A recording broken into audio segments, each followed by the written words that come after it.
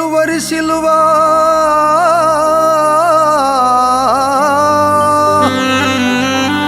నాకు విలువా,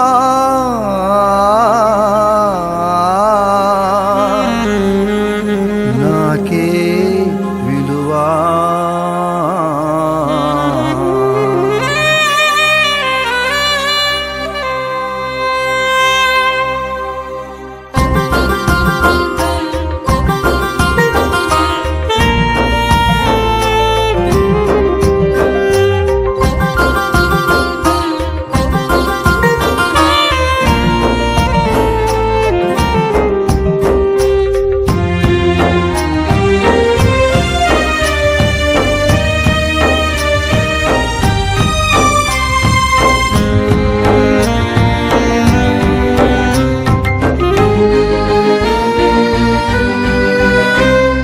కలువారి సిలువా నాకే విలువా, కలుషంబు బాపే కరములు చాపే కలువారి సిలువా.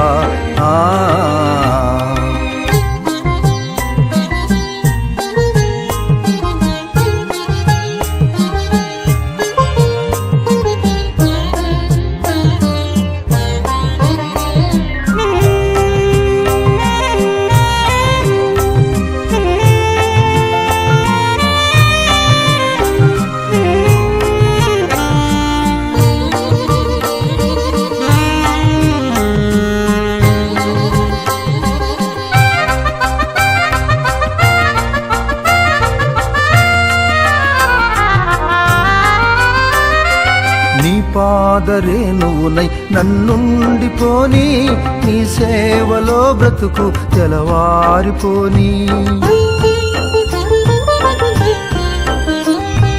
నీ పాదరేణువునై నన్నుండిపోని, నీ సేవలో బ్రతుకు తెలవారిపోని. నీ మాట నా నోట జనులంత వినని, నీ మాట నా నోట జనులంత వినని.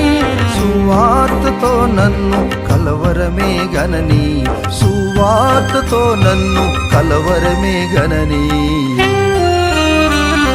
కలువారి సిలువా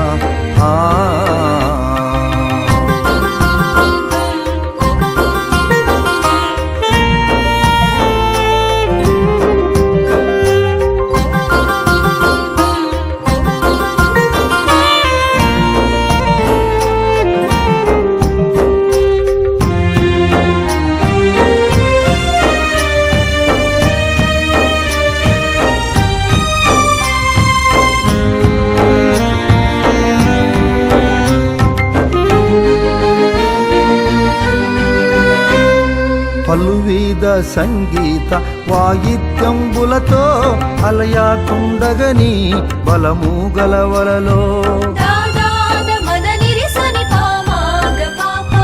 పలువిధ సంగీత వాయిద్యంబులతో అలయాకుండగని బలము గలవలలో. సిలువనే చూతును ఎల్లా వేళలలో, సిలువనే చూతును ఎల్లా వేళలలో. ఎల్లప్పుడు జీవింతును ప్రభువు సన్నిధిలో, ఎల్లప్పుడు జీవింతును ప్రభువు సన్నిధిలో. కలువారి సిలువా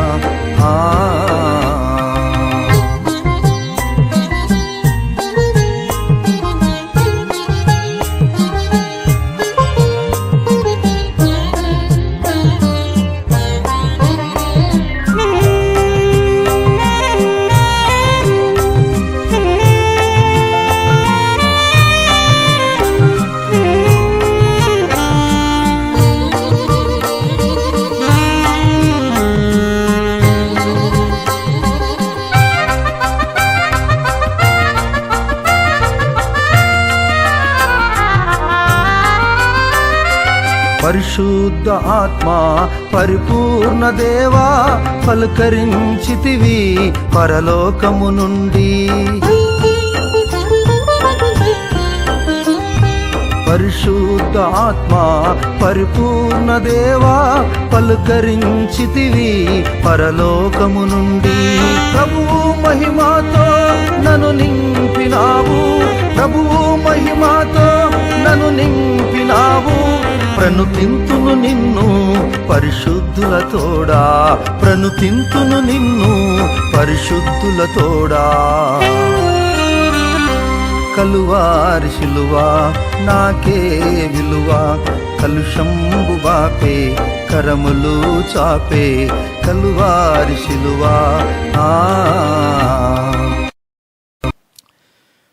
మన బైబిల్ చేతబట్టుకుందాం, ప్రార్థన చేసుకుందాం. ప్రేమగల తండ్రి, నీ నామానికి వందనాలు. యేసుక్రీస్తు వారి శక్తిగల నామములో మమ్మల్ని మేము తగ్గించుకొని మీ నామాన్ని చేస్తుంటున్నాం. ఈ పునరుత్థాన దినమున, ఈ రిజరెక్షన్ డే సందర్భమున నన్ను మమ్మలను మీరు లేస్తూ మమ్మల్ని కూడా లేపారు. మీకు స్తోత్రాలు. సర్వ ప్రపంచమంతటా వారు ముందుగానే ఒక మగ్దలేని మరియా, వేరొక మరియా, సలోమి వీరందరూ వేకువజామునే లేచి యేసు ప్రభువుకు సుగంధ ద్రవ్యములతో రుద్దాలని ఆశపడి చీకట్లోనే బయలుదేరి వారి ఆశ, వారికి ఉన్నటువంటి మక్కువ, ప్రేమ, మీరెంతో ఇష్టము గనుక ఇష్టమైన వారికి ఎంతైనా ఖర్చు పెట్టి ఆ దినాల్లో సుగంధ ద్రవ్యాలు ఒక దినమే ముందు కొని ఓ దేవా సమాధి దొడ్లేకి వచ్చినప్పుడు ఆయన ఇక్కడ లేడు, ఆయన చెప్పిన విధంగా లేచాడు. ఓ ప్రభువా, మీరు లేచి మమ్మల్ని లేపుటకు మీరు కృప చూపించారు. వాక్య భాగముతో మాతో మీరు మాట్లాడి మా జీవితాల ద్వారా మీరు మహిమ పొందుతారని నమ్ముతూ ఘనపరుస్తూ యేసయ్య నామములోనే ప్రార్థించి అడిగి వేడుకుంటున్నాము తండ్రి, ఆమెన్. మీ అందరికీ పునరుత్థాన దిన శుభాకాంక్షలు. మీరందరూ బాగున్నారా? చాలా సంతోషము దేవుని బిడ్డలారా. రండి, పరిశుద్ధ గ్రంథములో నుండి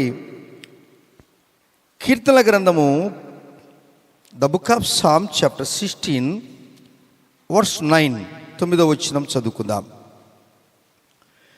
అందువలన నా హృదయము సంతోషించుచున్నది, నా ఆత్మ హర్షించుచున్నది, నా శరీరము కూడా సురక్షితముగా నివసించుచున్నది అని రాజైన దావీదు రచించిన కావ్యము. ఈ రాజు రాజాది రాజుల గురించి మాట్లాడుతూ ఉన్నాడు. ఈ రాజు రాజాది రాజుల గురించి మాట్లాడుతున్నాడు. ఎవరు ఈ రాజాది రాజు అంటే, మరణమును గెలిచిన దేవుడు. మరణమా నీ ముళ్ళు ఎక్కడ? మరణమా నీ విజయం ఎక్కడ? మరణం మీద విజయం అనుగ్రహించిన దేవుడు. మానవునికి తథ్యము, వాస్తవము, నిజము, అందులో ఏమే కానీ సందేహము లేదు. మానవుడు మరణిస్తాడు అనేది వాస్తవం. అవునా? ఎంతమంది ఒప్పుకుంటున్నారు ఈ మాట? ఒప్పుకున్న ఎంతమంది? మానవుడు నిజమే చనిపోతాడన్న వారు ఎంతమంది ఒప్పుకుంటారు? ఏండి, ఏం ఇట్లా ఇంతెత్తారు? మీరు ఇలాగనే బతికుంటారా? నో, నువ్వు బ్రతికి ఉండవు, చచ్చిపోతావు. అయితే మరణమా నీ ముళ్ళు ఎక్కడ? మరణమా నీ విజయం ఎక్కడ? మరణమును జయించిన దేవుడు నీకు మరణం లేకుండా చేశాడు. చాలా ప్రాముఖ్యమైనటువంటి విషయం ఇది. కేవలము క్రైస్తవులకి కాదు దేవుని బిడ్డలారా, ఇడీ ప్రపంచ ఈ విశ్వానికి ఇచ్చినటువంటి ఈ కార్యము. అయితే మానవుడు పుట్టినప్పుడు కాదు వాని జీవిత ఆరంభము, మానవుడు చనిపోయిన తర్వాత అతని జీవితం ఆరంభమవుతుంది. చప్పలు కొట్టి దేవుని చూద్దామా?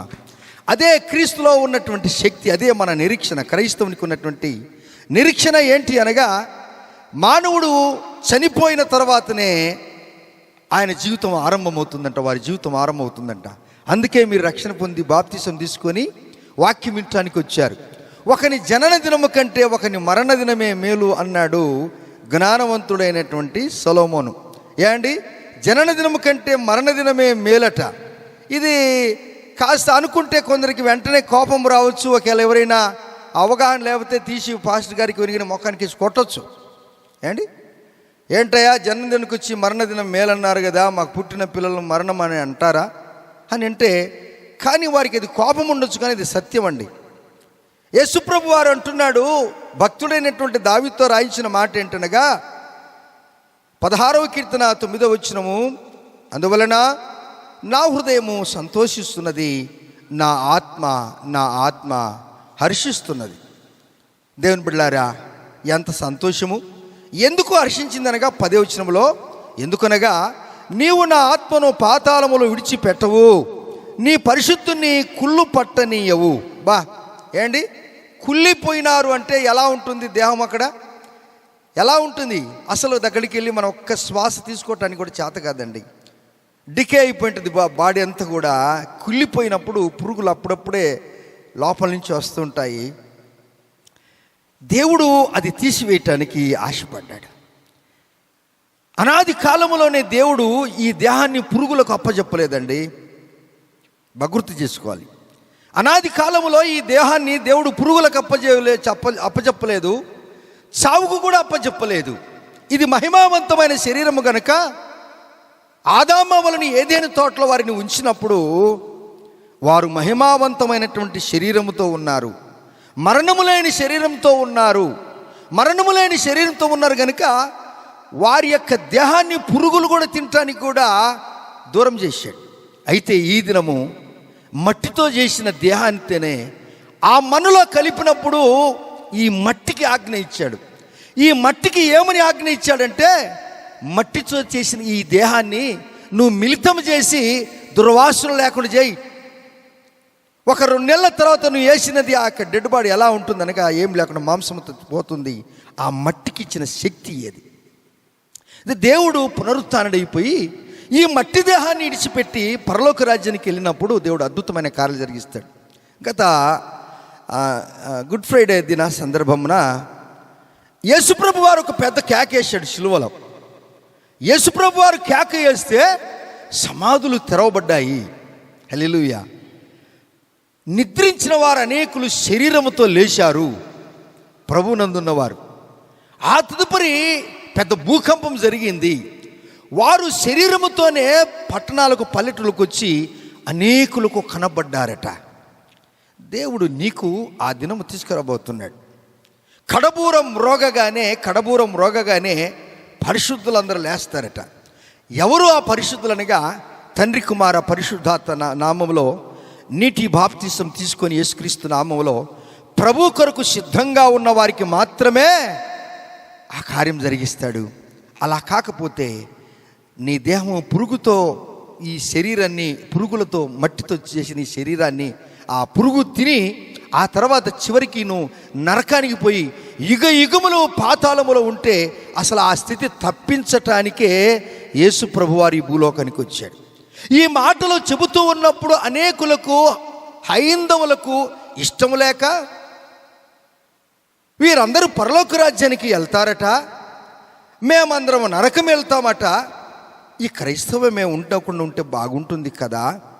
దేవుడు ఏమి చెప్తున్నాడు? ప్రేమించాడు, సమాజాన్ని ప్రేమించాడు, శత్రువును ప్రేమించాడు, నిన్ను వల్ల నీ పొరుగువాన్ని ప్రేమించమని చెప్పాడు, సమాజ విలువలు తెలుసుకోమని చెప్పాడు, ఏ జాతి జనమైనా కానీ శాంతి సమాధానముగా ఉండమని చెప్పాడు. యేసుప్రభు వారు కుంటివారికి కాళ్ళు ఇచ్చాడు, గుడ్డివారికి కన్నులు ఇచ్చారు, ఉచ్చకాల చేతులుగా వారిని బాగు చేశాడు, 12 ఏళ్ల నుండి రక్తస్రావంతో బాధపడుతున్న స్త్రీని బాగు చేశాడు, 38 సంవత్సరాల నుంచి కోనేటి దగ్గర ఉన్నటువంటి వ్యక్తిని బాగు చేశాడు. ఆయన సమాజ సేవ చేశాడు. హల్లెలూయా. ఆయన సమాజ సేవ చేశాడు. నీవు నేను సమాజములోనే ఉన్నాము, నీ చేతనైతే ఒకరికి సహాయం చేయమని కూడా ప్రభువారు చెప్పాడు. ఆమేన్. దేవుని బిడ్డలారా, ప్రభు మనతో మాట్లాడుతున్నాడు. మన దేహము కుళ్ళిపోకుండా మన దేహము బాగా ఉండాలి. మనం పరలోక రాజ్యంలో ఎత్తబడిన తర్వాత మన జీవితం ఎలా ఉంటుందో కొన్ని మాటలు మనం ధ్యానించుకుందాం. కీర్తనల గ్రంథము 49వ అధ్యాయం 15వ వచనం. కీర్తనలు 49:15. ఎస్ ఆమా.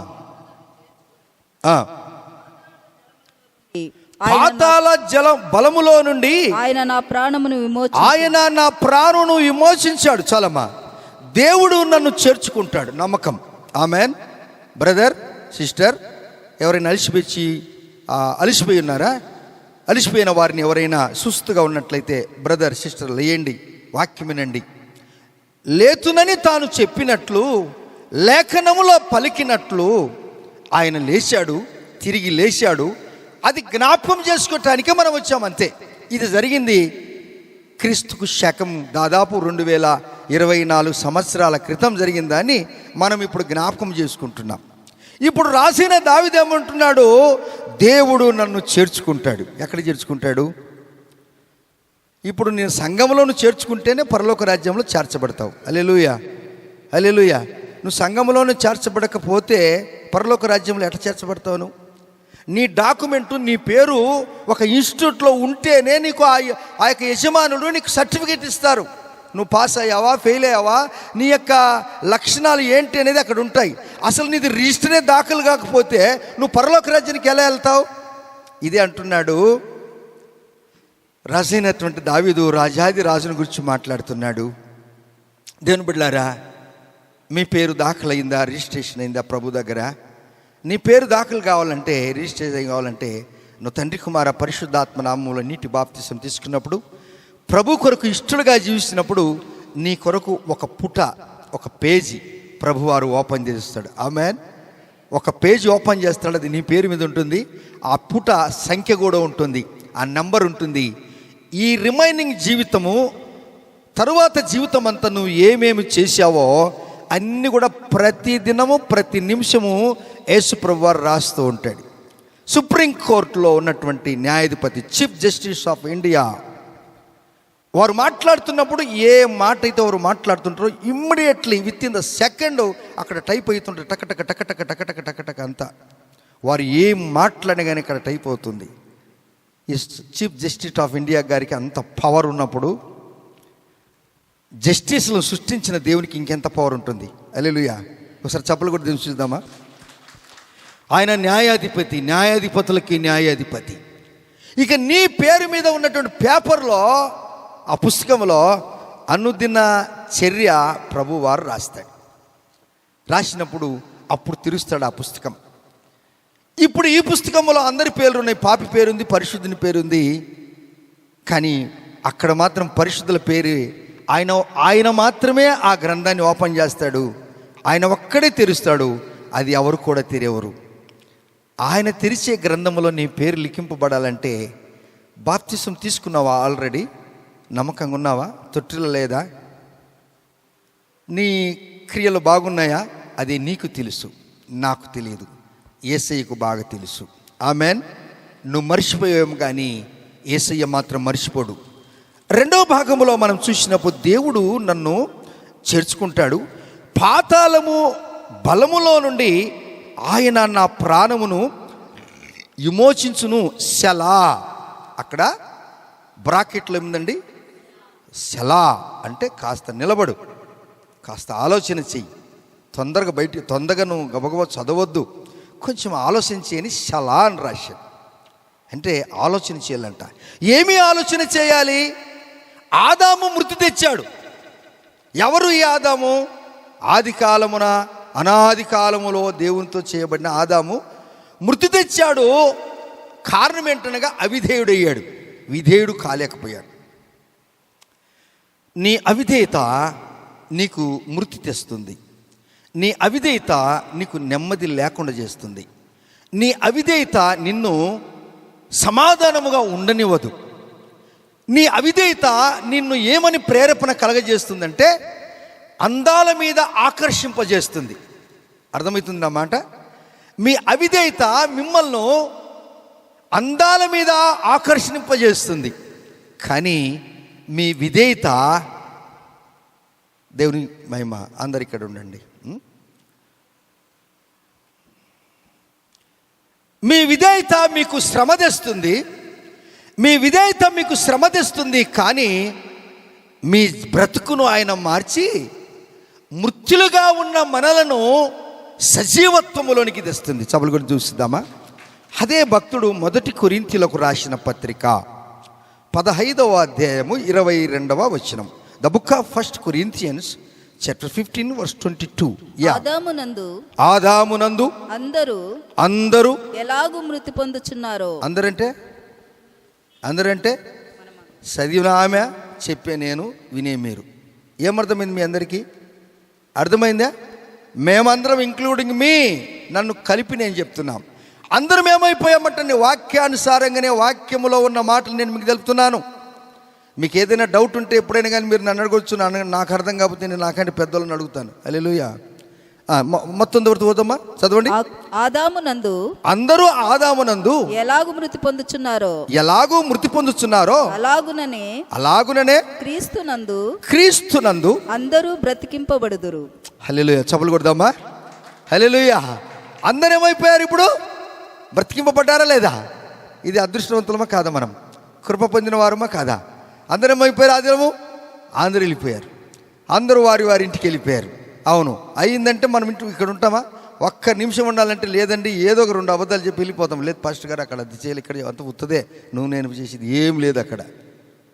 అయ్యో వెళ్ళాలా. ఎవరో ఒకరిద్దరు ఏదో ఎసెన్షియల్ పనులు ఉంటారు. కానీ యేసయ్య అంటాడు, నా బిడ్డలారా, అందాలను చూసి మరచిపోయి భ్రమలో పడి చెడితివి మోసపోయి అందాలను సృష్టించిన ఆ యేసుని ఒకసారి నువ్వు చూడంటాడు. భక్తుడు పాట పాడాడు, ఆ కృప మనకిచ్చాడు. 2వ పాటలో అందాలను చూసి మరచిపోయి భ్రమలో పడి చెడితివి మోసపోయాడు లేదా? ఆదాం భార్య అవ్వ, ఆమె మోసపోయి నేను ఒక్కొని మోసపోతే కుదరదని చెప్పి ఈమెకున్నట్టు రోగం ఆయన కూడా తగిలించింది. ఎవరికి?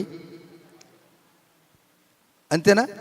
ఒకవేళ భార్య భర్తలలో ఒక్కడు, భార్య లేక భర్త, ఇద్దరిలో ఎవడు కూడా ఇష్టానుసారంగా తిరిగితే వారికి ఉన్న రోగము నెక్స్ట్ వాళ్ళకి వస్తుందా లేదా? చెప్పరు. అందుకని ఓ భార్య భర్తలారా, మీరిద్దరు కూడా చాలా పరిశుద్ధంగా జీవించండి. మీరిద్దరు కూడా మీ యొక్క ఘటములను పరిశుద్ధంగా పెట్టుకోండి. శోధనలు మీరు జయించండి. ఇష్టానుసారంగా మీరు జీవిస్తే ఆ బాగున్న స్త్రీ పాపం, ఆమె కూడా నీ రోగం ఈమెకు తెలిసిపోతాను. ఆమె జీవితకాలం అంతా ఆమె. ఆ తర్వాత పిల్లలు కష్టం, ఎంత కష్టం పాపం. ఆ పిల్లలకు కూడా సంప్రదిస్తే ఎలా ఉంటుంది? ఎన్ని కుటుంబాలు ఆ విధంగా వెళ్ళిపోయాయి. దేవుని బిడ్డలారా, నా 2 చేతులు జోడించి చెప్తున్నాను, మీకు శోధనలు వస్తాయి, నేను రావని చెప్పట్లేదు. శోధనలు జయించిన వాడే ధన్యుడు. చప్పలు కొడదామా. శోధనలు జయిస్తే నీకే పునరుత్థానం అండి. అదే దేవుడు మనకు మాట్లాడుచున్నాడు. అందరూ ఆదాము తోట ఏమైపోయారండి? వెనుకబడిపోయారు. అయితే 2వ ఆదాము మన ప్రభు అయిన యేసుక్రీస్తు వారు, ఆయన మనకు బ్రతుకునిచ్చాడు, జీవం ఇచ్చాడు. ఆయన విధేయతలో శ్రమలు అనుభవించాడు. ఆయన శ్రమలు 1, 2 కాదండి, మనము అనుభవించను కూడా చేతగాని శ్రమలు ఆయన అనుభవించి ఈ దినము దేవుడు మనందరికి కూడా ఏమిచ్చాడు అనగా నిత్యత్వములోనికి మనలందరినీ కూడా ఆయన వారసులుగా చేశాడు. చప్పలు కూడా తెలుసుదామా. ఎంత ప్రివిలేజ్ అండి మనకు. ఎటువంటి గొప్ప కార్యం ప్రభువారు మన కొరకు చేశాడు. దేవుని పిల్లారా, ఎవరైనా ఏదైనా లైన్లో వేసి ఏం పర్వాలేదులే అని నీ యొక్క అవిధేయత నిన్ను పాపములోనికి గుంజినప్పుడు నీకు చాలా శ్రమలు వస్తాయి. నీ విధేయత నీకు శ్రమలు వస్తాయి, కానీ ఆ శ్రమలలో నిన్ను దేవుడు హెచ్చిస్తాడు. ఆమేన్. హల్లెలూయా, హల్లెలూయా. యేసయ్య శ్రమపడి ఈ దినం మనకు సిలువ లేకుండా చేశాడు. ధన్యులమా కాదా? కొన్ని చర్చిలలో ఒక కమిటీ ఉంటుందండి. ఆ కమిటీలో 2 పార్టీలు ఉంటాయి. ప్రతి చర్చిలో పార్టీలు ఉంటాయి. ఇలాగనే ఈస్టర్, గుడ్ ఫ్రైడేకు సిలువ మొయ్యాల ఎవరన్నా ఉన్నంటే, ఒక అబ్బాయి తెల్లగా ఎత్తుకున్నాడంటే, అబ్బాయి యేసుప్రభు ఉన్నట్టున్నాడు, ఈయనకి మనము సిలువది అని యేసుప్రభు వారు రోల్ పాత్ర వేద్దామని ఆయనకు సిలువ పెట్టించారు. వెంటనే ఒకడు, చాలా మంచిది సార్, వాడు చాలా మంచివాడు చర్చిలో, అతనికే వేయాలని చెప్పారు. అయితే పోయిన సంవత్సరంలో అతడు వీళ్ళని ఓడిపించాడనమాట. అప్పుడు వారికి రోషం వచ్చి, ఇప్పుడు అవకాశం దొరికింది ఈ వ్యక్తికి, అతడు సిలువ వేస్తున్నాడు కదా, సిలువ రోల్ వేస్తున్నాడు కదా, యేసుప్రభు వారిని మోస్తున్నాడు కదా, సిలువ మోస్తున్నాడు కదా, యేసయ్య రోల్ వేస్తున్నాడు కదా, ఇదే అవకాశం అన్నాడు. అందులో ఈ విరోధమైన వ్యక్తికే రోమా సైనికునికి కూడా వేశారు. ఏంటి, రోమా సైనికునికి ఇస్తే ఇదే అవకాశం దొరికిందిరా బాబు అని ఆ యేసుప్రభు వారిని కొడుతూ ఉంటే ఆయన కింద పడిపోయి అంటాడు, దగ్గరికి రా అన్నాడు, నీకు దండం పెడతాను, నన్ను కొట్టొద్దు, నేను ఊరుకున్న ప్రాణానికి ఉరిపోసుకున్నాను. వాడేమంటాడు తెలుసా, పోయిన సంవత్సరం నన్ను ఓడించు కదా, నాకు అవకాశం దొరికింది యాత్తానులే నేను అంటాడు. దేవునికి స్తోత్రాలు. సంఘాలలో ఏ పార్టీ లేకుండా నేను కూడా సేవకున్నే. నేను ప్రెసిడెంట్ని కాదు, నేను సెక్రటరీని కాదు, నేను సేవకుని. హల్లెలూయా. నమ్మిన వారు యేసేకు సభలు కొట్టాడు. కమిటీలు ఉన్న దగ్గరికి పోతే పాపం అభిషేకం పొందిన పాస్టర్ గారు సిట్ అంటే కూర్చోవలసిందే. ఎవరు? కమిటీ వాళ్ళు. పాస్టర్ గారు నువ్వు కూర్చోంటే కూర్చోవాలి. కమిటీ వాళ్ళు వానికి మారు మనసు లేనోడు కమిటీ వాళ్ళు అండి. పాపం అభిషేకం పొందిన పాస్టర్ గారు ఏం మాట్లాడడానికి లేదు. నాకు చాలామంది నాకు తెలిసిన సేవకులు ఉన్నారు. పాస్టర్ గారు ఇక్కడ పని చేయాలంటే పాస్టర్ గారు రోజు మాకు ముళ్ళ మీద అడుగులు పెట్టినట్టే ఉంటుంది. దేవుని బిడ్డలారా, ఆ దినం యేసు ప్రభు వారిని రోమ ప్రభుత్వం సైనికులు కాదండి వేధించింది. ఈ దినము విధేయత లేక ఉన్న మీరే రోజు యేసేకి సిలువ కొడుతున్నారు. గుడ్ ఫ్రైడే పునరుత్థానము దినమున మగ్దలేన మరియా, వేరొక మరియా, సలోమి అందరూ వేకువజామున లేచి తెల్లవారుజామున వెళ్ళారు. మీరందరూ చాలామంది లేట్ వచ్చినారు. మీరే రోమన్ సైనికులు. యేసయ్యను కొట్టేవారు మీరే, కొరడా తీసి కొట్టేవారు మీరే. మారు మనసు పొందండి, రక్షణ పొందండి. దేవా, ప్రభుత్వమే క్యాలెండర్లో ఈస్టర్ అని పండగ ఇచ్చింటే ముస్లిమాన్ సహోదరులు సార్ కంగ్రాచులేషన్స్ సార్, నేను వాకింగ్ పోతుంటే sir good Friday congratulations sir, ఈ మధ్య ఉన్న శనివారం మీకు కంగ్రాచులేషన్స్ సార్, ఈస్టర్ రోజు మీకు కంగ్రాచులేషన్స్ సార్. ఆ యేసుప్రభు వారు తిరిగి లేచారు సార్. వారు వాక్యం చెప్తున్నారండి, వారికి స్తోత్రాలు. మీరేం చేస్తున్నారండి? మీరున్న ఇంట్లో మీరు ఉండగలరా? మిమ్మల్ని ఉండనిస్తారా? నేను అడుగుతున్నాను, మిమ్మల్ని ఉండనిస్తారా? మీరున్న ఇంట్లో నో, నువ్వు ఉంటానన్న కానీ ఉండనియరు, నిన్ను తీసుకొని పోతారు. అది నీకు రెస్ట్ తీసుకోవటానికి నీ ఇండ్లు, మెయింటైన్ చేసుకోవటానికి నీ ఇండ్లు. నీ ఇండ్లు నీకు క్షేమం కాదు, దేవుని మందిరము నీకు క్షేమము. అందుకే దేవుడు నన్ను తన దేవాలయములో చేర్చుకుంటాడు. పాతాళము బలములో నుండి ఆయన నన్ను విమోచిస్తాడు. శలా నరకములో అనేకులు. అందుచేతనే పాతాళము గొప్ప ఆశ పెట్టుకొని 5వ అధ్యాయం 14 వచనంలో అందుచేతనే పాతాళము గొప్ప ఆశ పెట్టుకొని ఉంది, అపరిమితముగా తన నోరు తెరుచుకొని ఉన్నది. వారిలో గనులను సామాన్యులను ఘోష చేయవారును హర్షించువారును అందరూ పడిపోతారంట. మీకు నాకు ఆశ ఉంది. ఈరోజు దేవా మంచి మటన్ తినాలా, మంచి చేపలు తినాలా, మీరు తిరిగి లేచారా? దేవుని స్తోత్రం ప్రభువా, నేను 3 వాపు ఉపవాసం ఉన్నాను, ఈరోజు తినే రోజు. నీకు ఎలా ఆశ ఉంది కదా తినాలని, పాతాలని కూడా నిన్ను కూడా తినాలని వానికి ఆశ ఉంది. నేను మన జీవితకాలం అంతా రోజు కాలికేజీ చికెన్ తిన్నాం అనుకో, లేక మటన్ తిన్నాం అనుకో, ఒక లారీ కోళ్ళని తిన్నావు, లారీ గొర్రెలను ఒక్కడివని తిన్నావు. వాడిని నీడిచి పెడతాడా? చెప్పండి. నేను ఒక్క పూటకి చెప్పాను, ఆదివారం విషయం చెప్పాను, మళ్ళీ ఒక కూడా అది లేకపోతే ముందుకు పోడు మనిషి. ఏముంది మమ్మీ ఇంట్లో అంటే పప్పు చేసిన పప్పు చట్నీ తింటాడు కాదు వాడు. అందుకే నిన్ను తినటానికి సైతాను కాసుకొని ఉన్నాడు అంటాడు. ఉండాలి లేదా? ఇప్పుడు పాతాళం ఏం పెట్టుకొని ఉంది? ఏం ఆశ పెట్టుకొని ఉంది? గొప్ప ఆశ పెట్టుకొని ఉంది. దాంట్లో గనులు గొప్పవారు. నేనంటే ఈ మొత్తానికి నేను ఇట్లా సిటికేస్తే చాలు మొత్తం అట్లా వచ్చేస్తారు అందరూ. నేను ఒక్క ఫోన్ కొడితే చాలరా, ఒక్క ఫోన్ కొడితే మొత్తం వీళ్ళందరూ ఉంటారంట అక్కడ. అయ్యా మంచిదే, నీకు అటువంటి ఇమేజ్ ఉందా? దేవునికి స్తోత్రాలు. కానీ ఇది సంపాదించుకో. ఒకడు సర్వలోకాన్ని సంపాదించుకొని, ఏమర్థమైందిరా మీకు? ఒకడు సర్వలోకాన్ని సంపాదించుకొని అన్నీ సంపాదించుకున్నాడు. ఒక్కొక్కరికి 20-30 మంది స్నేహితులు ఉంటారు. స్నేహితులు ఎక్కువ ఉంటే చెడిపోతారంట మనుషులు. నేను చెప్పట్లేదండి. ఎంత తక్కువ స్నేహితులను పెట్టుకో, యేసయ్యను ముఖ్యమైన స్నేహితుని పెట్టుకో. చెప్పలు కొన్ని చూద్దాం. నీ ముఖ్యమైన స్నేహితుడు ఎవరంటే నా యేసు ప్రభువుని. ఆయన ఎప్పుడు కానీ నీకు దోక చేయడు, నిన్ను పోత నీళ్ళలో దొబ్బి వాడు వెళ్ళిపోడు. ఆయన ఎవడంటే కానీ స్నేహితుడైనా కానీ నిన్ను పిలుచుకుని పోయి నిన్ను తన్నాల కొట్టాలంటే నువ్వు ఫోన్ చేస్తే వస్తాడే శత్రువుకు తెలుసు. ఆ శత్రువు నిన్ను పట్టుకొని వాడిని పట్టుకొని తీసుకొని, అరే నువ్వు ఫోన్ చేసేవాడు బయటకు వస్తారా, నువ్వు ఫోన్ చేయని చెప్పి వాడిని కొనుక్కుంటాడు. ఈయన పిలుచుకొని పోయి వాడిని ఏదో కథలు చేసిపోతాడు. కానీ యేసయ్య ఎప్పుడే కానీ అన్యాయము చేసే దేవుడు కాదు, అన్యాయం చేసే వారికి న్యాయం చేసే ప్రభువు మన ప్రభు అయిన యేసుక్రీస్తు వారు. రండి, పునరుత్థాన దినాన ప్రభువారు మానవునికి ఎలా చేస్తాడు. అందుకే భక్తుడైన దావీదు అంటాడు, కీర్తనల గ్రంథం 23వ అధ్యాయము 4వ వచనం, భయపడవలసిన పని లేదు, నువ్వు భయపడవలసిన పని లేదు.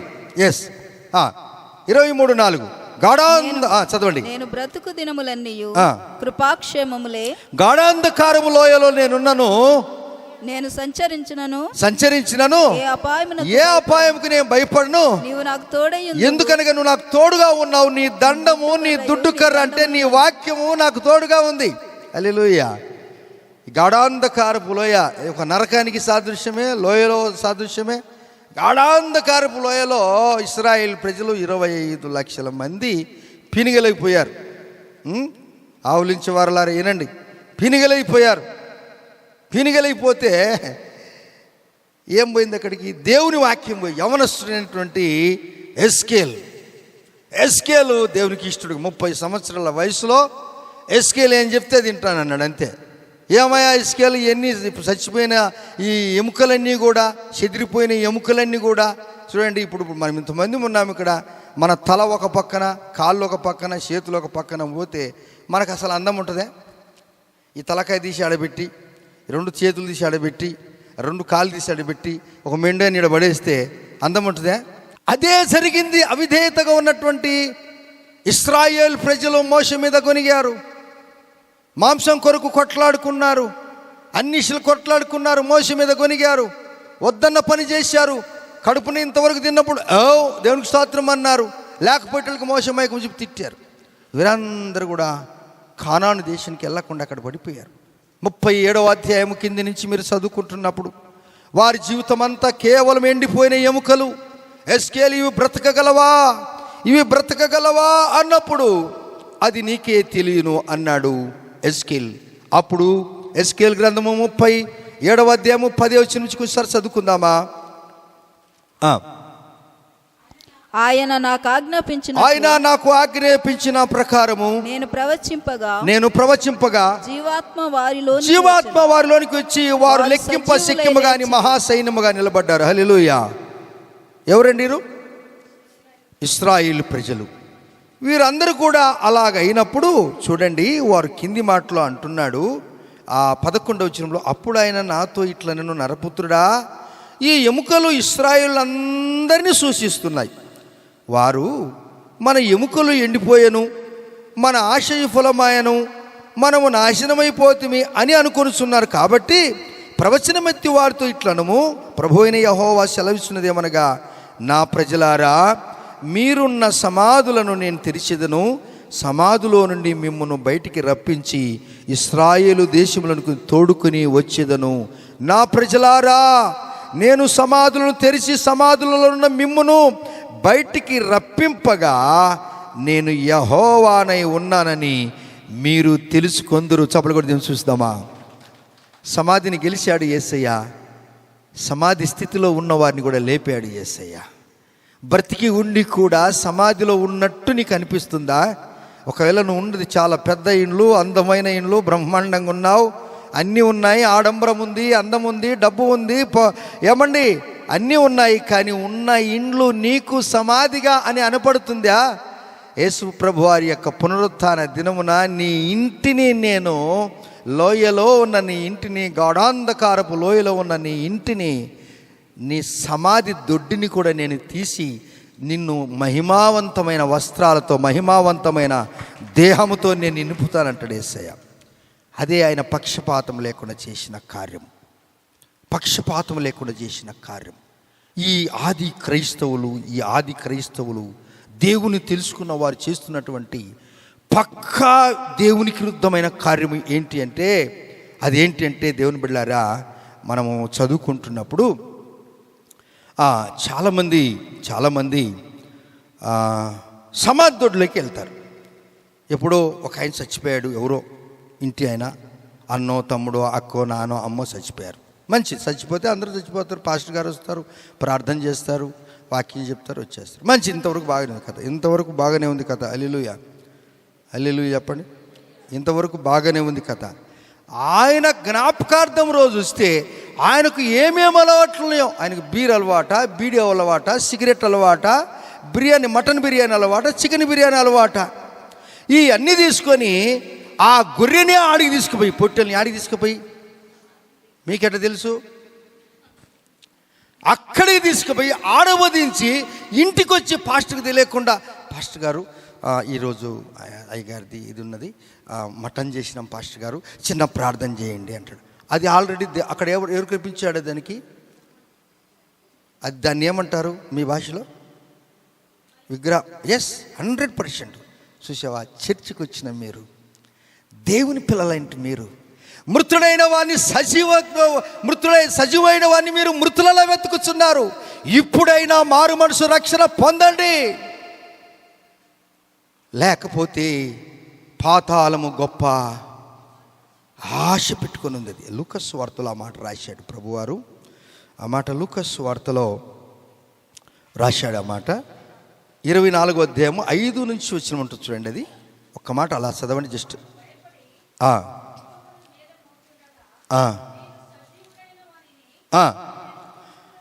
మీ సజీవుడైన వారిని మీరెందుకు మృతులలో వెతుకుచున్నారు?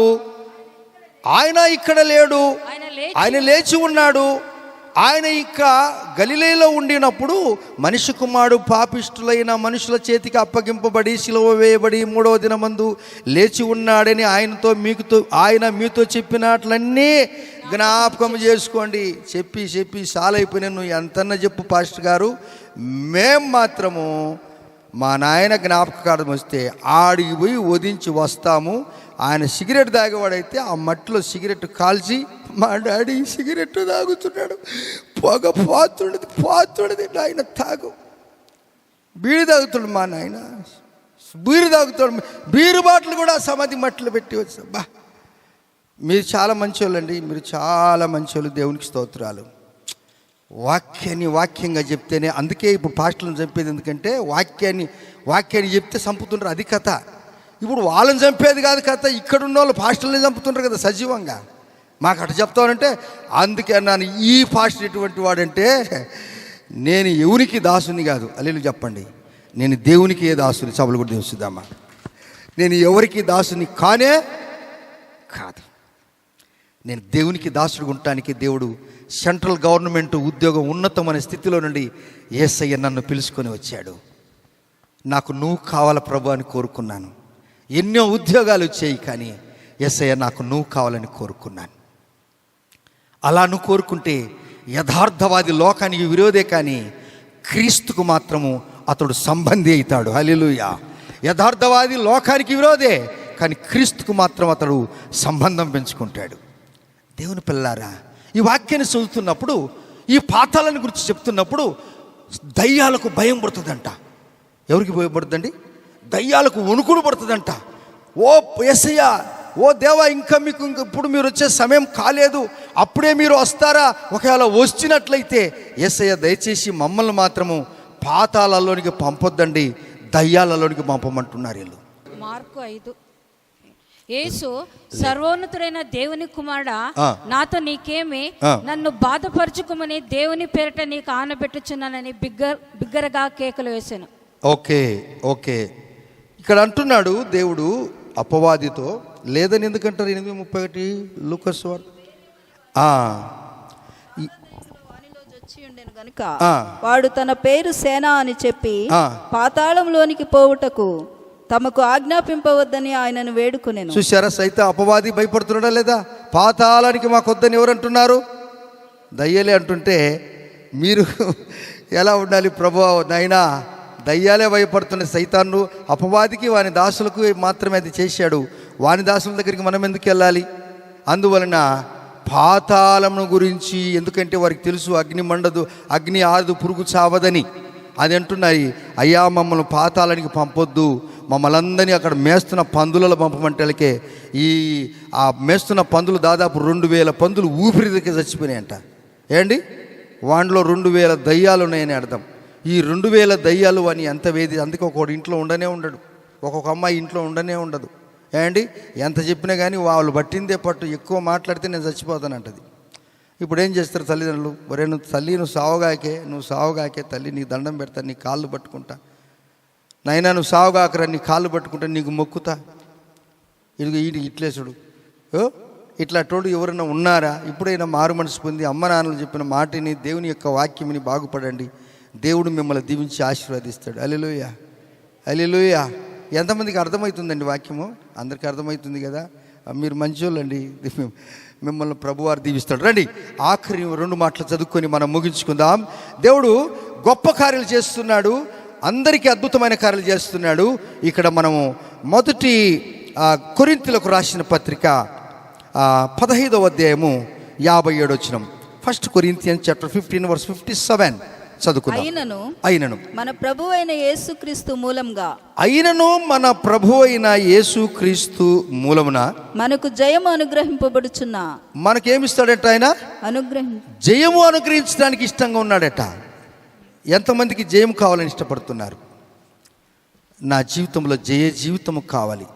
నువ్వు ఎంత హృదయపూర్వకంగా దేవుని ఆరాధిస్తావో ప్రభువు నిన్ను దీవిస్తాడండి, నీకు విజయం ఇస్తాడండి. నీ ఉద్దేశాలు కాస్త కష్టమైపోయినా, తొందరగా జరగకపోయినా, ఇందులో చాలా కష్టాలు, నీకు విరోధాలు, నీ మీద అసూయపడేవారు, నువ్వు ఎదుగుతూ ఉంటే చాలామంది నీ మీద అసూయపడేవారు ఉంటారు. నీ మీద అసూయపడేవారు ఉండాలి. అసూయపడేవారు ఉంటే వారు నీ యొక్క వైభవాన్ని చూసి, నీ యొక్క విజయాన్ని చూసి వారు ఆహా ఓహో అన్నవారు ఒక దినం వారి మూతి మీద నోటి మీద వేలు వేసుకుని, దేవుడు వీరిని ఇంత హెచ్చించాడా? చెప్పలు కొడదామా? హెచ్చించాడా? ఆ కార్యము నీకు చేయబోతున్నాడు, ఆ కార్యము మీకు చేయబోతున్నాడు అంటున్నాడు. అది అమ్మ, ఆయన మన ప్రభు అయిన యేసుక్రీస్తు మూలముగా మనకు జయము అనుగ్రహించే దేవునికి స్తోత్రములు కలుగునుగాక. ఏం కలుగునుగాక? అవును, జయము. ఆ పై వచనాల్లో మనం నీ మరణమా నీ ముళ్ళు ఎక్కడ, మరణమా నీ విజయం ఎక్కడ రాయబడింది. మరణపు ముళ్ళుని విరిచివేశాడు యేసు ప్రభువారు. ఆ మరణపు ముళ్ళు విరిచివేయటానికి మార్క్స్ వార్త 16వ అధ్యాయం 16వ వచనంలో ఉందనగా, నమ్మి బాప్తిసం తీసుకున్నవాడు రక్షింపబడును, నమ్మని వానికి శిక్ష విధింపబడునని యేసు ప్రభువారు తన బిడ్డలకు చెప్పి, మీరు వెళ్ళండి, సమస్త జనులను తండ్రి కుమార పరిశుద్ధాత్మ నామములో బాప్తిసం ఇయ్యండి. మీరు అలా పని చేస్తున్నప్పుడు మీకు శోధనలు వస్తాయి, కానీ నేను మీకు యుగ సమాప్తి వరకు తోడుగా ఉంటానని యేసయ్య. రక్షణ పొందిన వారు మీ రక్షణను గట్టిగా పట్టుకుని రక్షణ ఆనందంలో కొనసాగండి.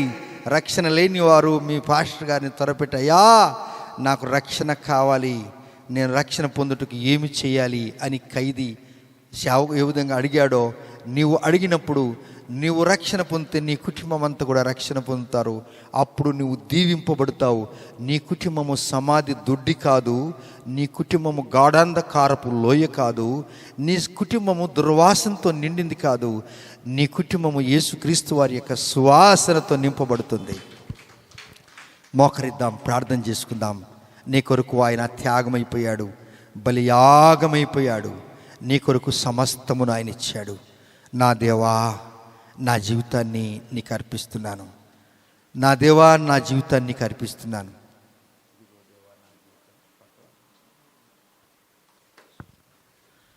ఇదిగో దేవా, నా జీవితం నీకు అర్పిస్తున్నాను.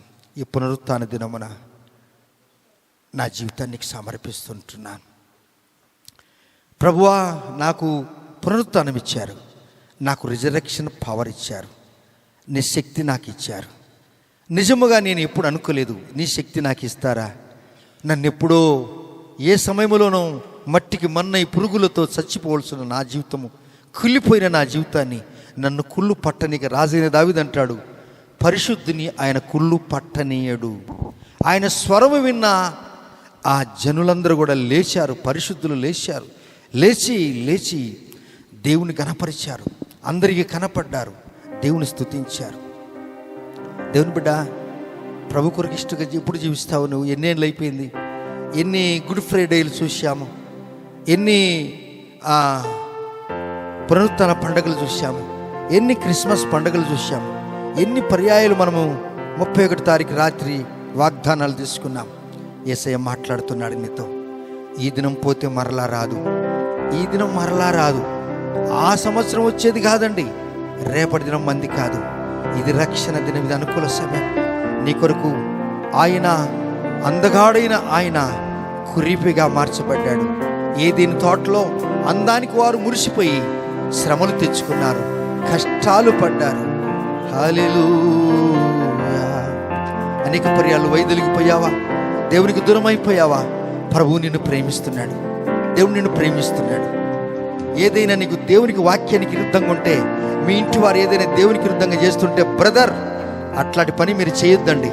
సిస్టర్ అలా మీరు పని చేయొద్దండి. మీ ఇంట్లో మీరు చెప్పాలి, నాయన ఇది మంచిది కాదు, మన కుటుంబానికి శాపాలు వస్తాయి, దేవుడు మనల్ని కాపాడాడు, దేవునికి విరుద్ధమైన కార్యం మనం ఏది కూడా చేయలేదని నువ్వు నీ ఇంటి వారితో నువ్వు మాట్లాడొచ్చు, స్వతంత్రంగా మాట్లాడొచ్చు. దేవుడు నిన్ను దీవించి ఆశీర్వాదిస్తాడు. దేవునికి విరుద్ధమైన కార్యం ఏది కూడా నువ్వు చేయకూడదు. స్తోత్రం తండ్రి. హల్లెలూయా. Glory, honour, praise you Lord. నీ కొరకు నేను జీవిస్తాను ప్రభువా, నేను నీ కొరకు జీవిస్తాను. నీ పునరుత్థాన శక్తి నాకు దయచేయి.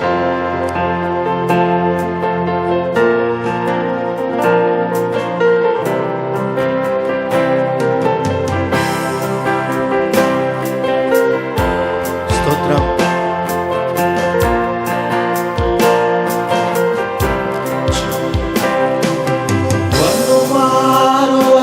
తొలగినాను పరలోక దర్శనము నుండి, దివ్యమైన నీ దివ్య పిలుపుకు నే తగినట్లు జీవించనై. ఈ పునరుత్థాన దినమున దేవుడు నిన్ను ప్రేమిస్తున్నాడు.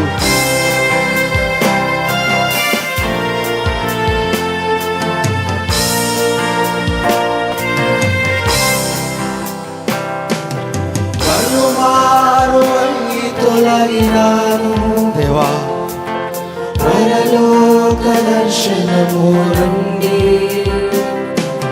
విలువైన నీ దివ్య పిలుపుకు నీ మాట నేను వింటానయ్యా. తగినట్లు జీవించనైతి. అయినా నీ ప్రేమ, అయినా నీ ప్రేమకు నన్ను దయచేసినావు. చేతులు పైకెత్తి అందుకే నైకొనుము దేవా నీ నా శేష జీవితం. నేను ఇక మీదట నీ కొరకు జీవిస్తాను. నీ ప్రేమకు నన్ను దయచేసినావు. అందుకే నైకొనుము దేవా శేష జీవితం. చరణం నీ చరణం, నా జీవిత చరణం నీ చరణం, చరణం నీ చరణం, చరణం నీ చరణం. నాయనా, నేను నీ పునరుత్థాన శక్తిలో దేవా నా జీవితం ఆపాదవస్తకం నీకంకితం. ఇదిగో దేవా నా జీవితం ఆపాదమస్తకం నీకంకితం. ఇది రక్షణ దినం, ఇది అనుకూల సమయం. నాకు కూడా పునరుత్థానం ఇయ్యండి ప్రభువా అని నమ్మకంగా సాక్షి బిడ్డగానే జీవిస్తే ఆయన చేసిన తొలగినాను పరలోక దర్శనము నుండి. నీ తీర్మానము స్థిరంగా ఉండాలి. విలువైన నీ దివ్య పిలుపుకు నువ్వు పాడిన పాటకు నువ్వు నమ్మకంగా మనం జీవించాలి. తగినట్లు జీవించనైతి. పలుమారు తొలగినాను దేవా, పరలోక దర్శనము నుండి, విలువైన నీ దివ్య పిలుపుకు అవును ప్రభువా, నే తగినట్లు జీవించనైతి. చివరిగా మన చేతులు పైకెత్తి అయినా నీ ప్రేమతో నన్ను దరి చేర్చినావు. అందుకే గైకొనుము దేవా, అందుకే గైకొనుము దేవా, ఈ నా శ్రేష్ఠ జీవితం. మిగిలిన జీవితం ఆయన కొరకు జీవిద్దామా? అయినా నీ ప్రేమతో నన్ను దరి చేర్చినావు దేవా. అందుకే గైకొనుము దేవా, ఈ నా శ్రేష్ఠ జీవితం. మీ కొరకు నేను ప్రార్థన చేస్తున్నాను. మన శవ జీవితాన్ని బాగు చేసిన దేవుడు, పురుగులకు మనల్ని అప్పజెప్పని దేవుడు, తిరిగి ఆదాము అవ్వలు ఏదైతే కోల్పోయారో దేవుడు మనకిచ్చిన ఆ భాగ్యము మనకు తన మహిమ కృపతో మనల్ని నింపుతున్నాడు. దేవుడు చాలా గొప్పవాడు. ఆయన తిరిగి లేస్తూ మనల్ని లేపాడు. ఆయన ఉండు స్థలములో మనము ఉండులాగున ఆయన మరలా వచ్చి మనల్ని తీసుకెళ్తాడు. పరిశుద్ధుడా, ప్రేమగల తండ్రి, నీ పరిశుద్ధమైన నామానికి స్తోత్రాలు. యేసుక్రీస్తు వారి శక్తిగల నామములో ఈ పునరుత్థాన దినమున మీ కార్యము చేసే, మీ పనులు చేసే కృప మాకిచ్చారు. అనేక పర్యాలు వైదొలిగిపోయిన జీవితాలను తిరిగి కట్టాలని ఆశపడి మా కొరకు మీరు శ్రమపడి, శ్రమలు, కష్టాలు, వేదన, దుఃఖము, మీ రక్తమంతా మా కొరకు దారిపోసి మమ్మల్ని ఈ దినము నీ ప్రియ బిడ్డలుగా మమ్మల్ని స్వీకరించిన స్తోత్రాలు. మా జీవితకాలం అంతా మేముకి ఇష్టమైన వారిగా జీవించడానికి సాయం చేయండి. ఒకడు సర్వలోకాన్ని సంపాదించుకొని తన ప్రాణంను పోగొట్టుకుంటే ఏం ప్రయోజనం అన్నారు. మేము సర్వలోకాన్ని సంపాదించుకోలేకపోయినా కానీ సర్వలోకాన్ని సృష్టించిన దేవుని సంపాదించుకునే భాగ్యం మాకిచ్చారు. మీ కోటాని కోట్ల స్తోత్రాలు. నీ ప్రియబిడ్డలు వెళ్తున్నారు, వీరితో మీరు ఉండండి, నీ కృపలో దాచండి. పునరుత్థాన శక్తి పొందుకొని సాక్షి బిడ్డలుగా జీవించే కృపను అనుగ్రహించండి. మీకంటే ఎక్కువగా దేన్ని కూడా ప్రేమించకుండా మిమ్మల్నే ప్రేమించే కృపను అనుగ్రహించండి. మీకే ఘనత, మీకే ప్రభావములు యేసయ్య నామములోనే ప్రార్థించి అడిగి పొంది ఉన్నాము తండ్రి. ఆమెను. మన తండ్రికి దేవుని ప్రేమ, కుమారుని యొక్క కృప, పరిశుద్ధాత్మ దేవునికి నేను సాహసము ఇక్కడున్న మనందరికీ యేసయ్య పునరుత్థాన శక్తి అనుగ్రహించునుగాక. ఆమేన్. Praise the Lord. ప్రభువుని దీవించునుగాక. God bless you.